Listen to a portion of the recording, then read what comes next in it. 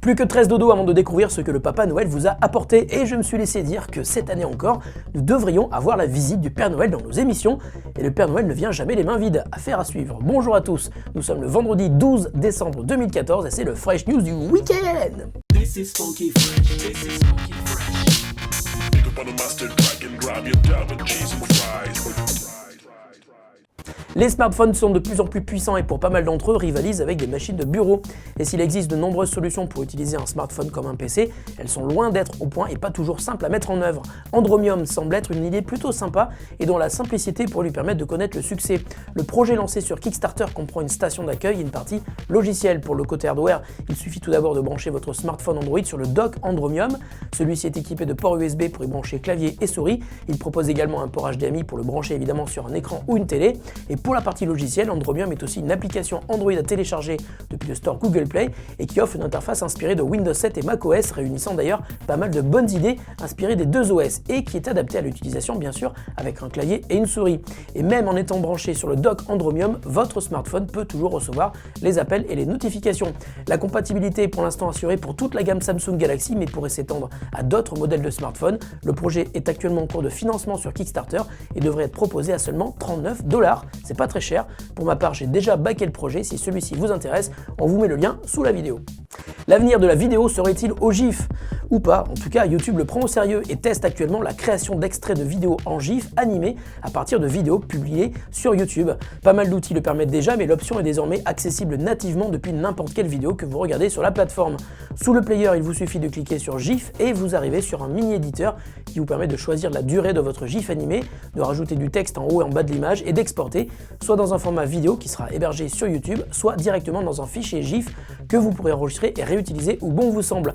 Pour l'instant, l'option GIF n'est dispo que sur un nombre restreint de vidéos, mais il suffit de rajouter le mot GIF juste devant le mot YouTube dans l'URL pour que l'éditeur de GIF apparaisse à partir de n'importe quelle vidéo publiée sur la plateforme. À vous de tester le générateur de GIF et envoyez-nous vos créations, on aimerait bien se marrer.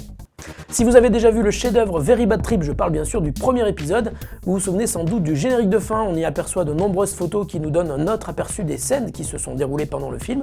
On y découvre après coup tout ce que les personnages du film ont fait de pas très recommandable et qui n'était alors que suggéré pendant le film.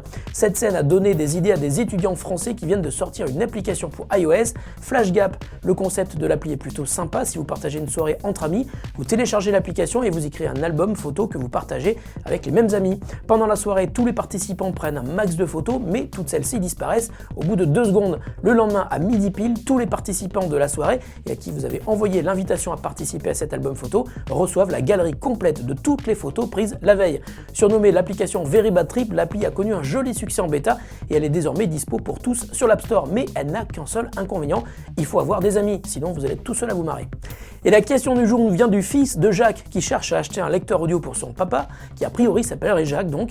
Le fils de Jacques, qui ne donne pas son nom, cherche un lecteur simple à utiliser pour moins de 250 €.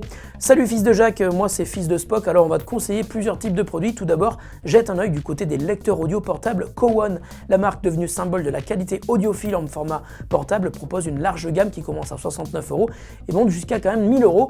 Tous les produits de la marque sont excellents et ils peuvent d'ailleurs lire de très nombreux formats audio, y compris les formats sans compression comme le FLAC. Regarde aussi du côté de Sony qui sort toujours des lecteurs audio portables d'excellente qualité dans la gamme Walkman qui existe toujours.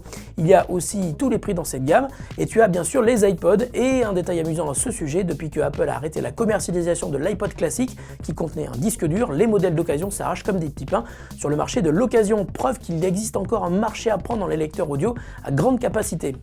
Fresh News c'est fini pour aujourd'hui et pour cette semaine. La semaine prochaine sera un peu spéciale.